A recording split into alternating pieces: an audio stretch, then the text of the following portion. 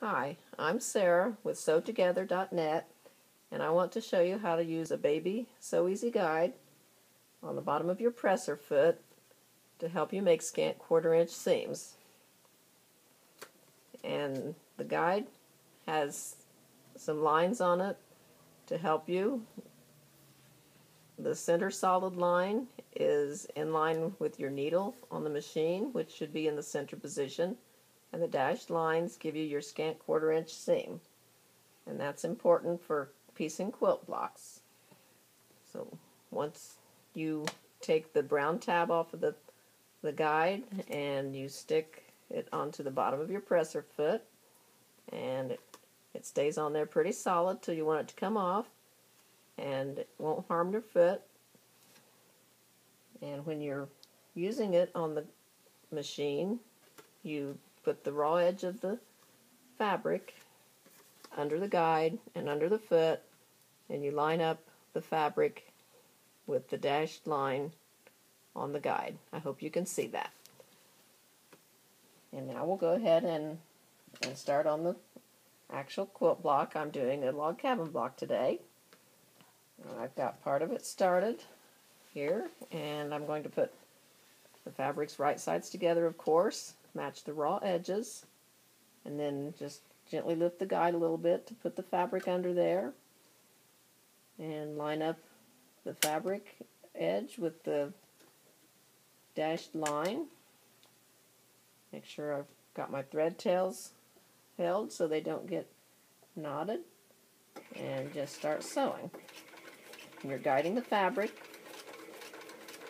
along that line, just looking right here, and if the edges get off a little bit, you can stop and reach under there and do a little rearranging until things are lined up again, and then kind of hold it out here at the side and keep guiding it all the way to the end.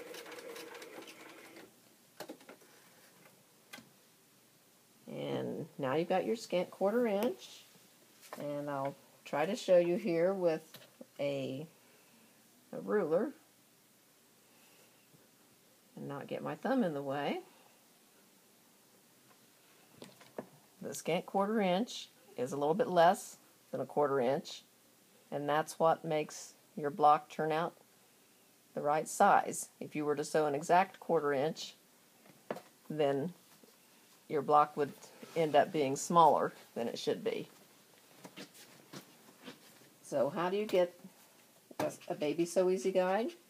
You buy either a regular guide or a Sew Easy Guide 2 from SewTogether.net or from your local quilt shop. And when you take the guide out of the package, it looks like this. It's manufactured with protective tape on both sides. You take that protective tape off, and it gets kind of messy, but just throw it away.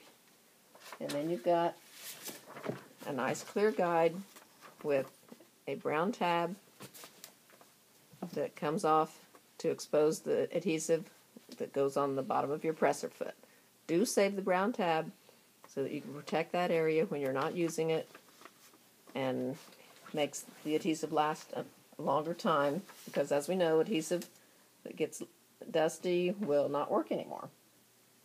So then you can make a baby guide by going to SewTogether.net, and under the free stuff tab there is instructions on how to make a Sew Easy Guide baby.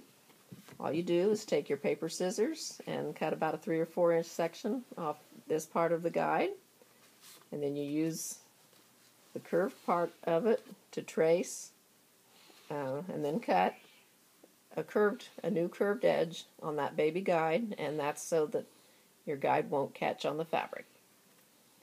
The Sew Easy Guide does other things too, and that's all explained in the instructions, or on the website there's some other videos that will show you in detail how to use the Sew Easy Guide for sewing diagonally across squares without marking and making half square triangles and such.